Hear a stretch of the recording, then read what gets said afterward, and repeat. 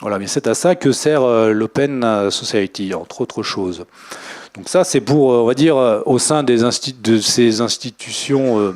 En plus, c'est très pratique parce qu'avec tout ce qui est organisation non gouvernementale, vous pouvez faire de la politique de manière finalement beaucoup plus efficace et avec le vernis en plus humanitaire que ne vous permet pas de faire les outils politiques classiques comme les interventions normales des États. Donc c'est, on va dire, au sein de ces ONG, c'est l'organisation qui est un petit peu plus chargée de ce qui est vraiment politique. Vous avez, par exemple, au niveau de la santé, l'Organisation mondiale de la santé, qui est cette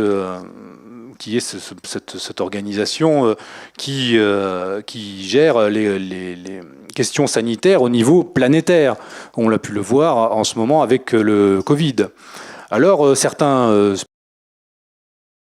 disent que l'Organisation mondiale de la santé, qui théoriquement est une organisation subventionnée par les États, puisqu'elle est chargée de donner aux États des recommandations de type sanitaire, est en fait plus ou moins privatisée de nos jours. Elle contrôle à peine 20% de son budget. Les 80% restants se composent budgétaires provenant des États membres, mais surtout des fondations privées, dont la quasi-totalité de ces fonds est affectée à des priorités et des programmes déterminés par ces mêmes donateurs.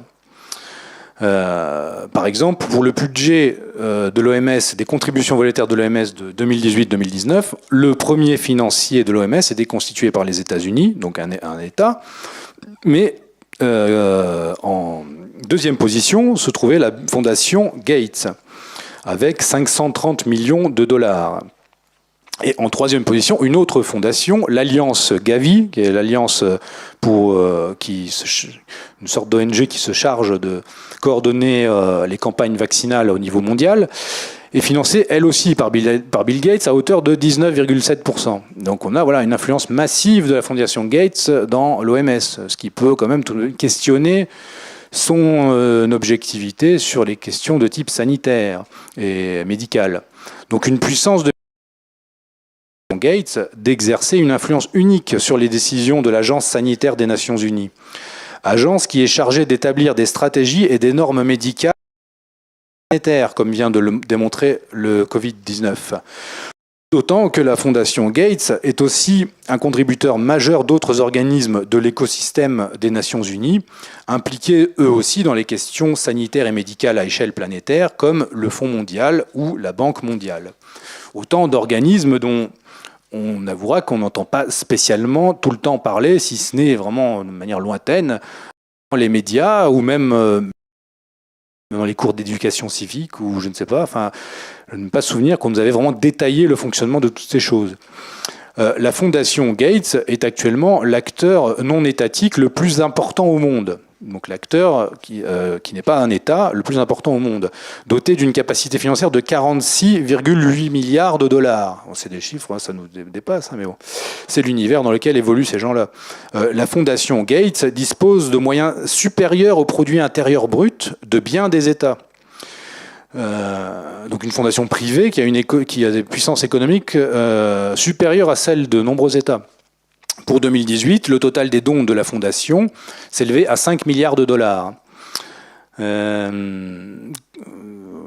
Donc, comme l'indique son site, la fondation soutient des bénéficiaires de ces programmes dans 50 États et dans le district de Columbia aux États-Unis. Au niveau international, nous soutenons des travaux dans 138 pays.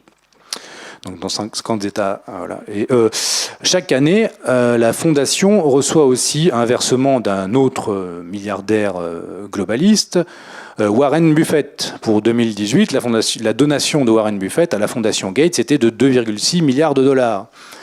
Warren Buffett, qu'on appelle le milliardaire vert, on l'avait aussi surnommé à l'époque l'oracle d'Obama, c'est encore une personnalité.